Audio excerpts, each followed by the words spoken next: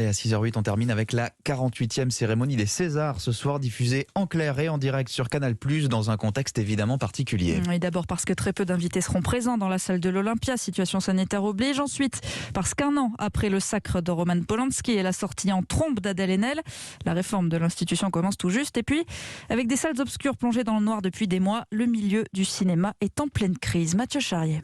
130 personnes seulement seront assises sur les fauteuils rouges de l'Olympia. Les nommés et les remettants, qui n'ont pas le droit de venir accompagner. Côté remettants, justement, avec Marina Foïs, maîtresse de cérémonie, on attend notamment Valérie Lemercier, Isabelle Huppert, Virginie Efira, Louis Garrel ou Nathalie Baye. Mais pas Adèle Haenel. Il devrait quand même y avoir des prises de parole politiques sur la réouverture des salles, bien sûr. Surtout quand on sait que Blanche Gardin et Laurent Lafitte, réputés pour leur humour corrosif, sont à l'écriture des sketchs et vidéos qui rythmeront la soirée.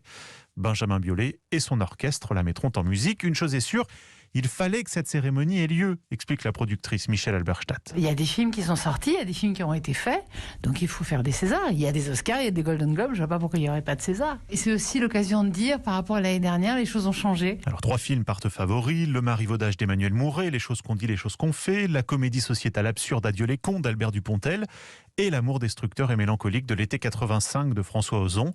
La troupe du Splendide recevra un César anniversaire alors que le César du public est supprimé. Un nouveau prix apparaît, le César des lycéens, sur le modèle du Goncourt. Et la cérémonie commence à 21h ce soir. Merci, c'était le journal de Sophie.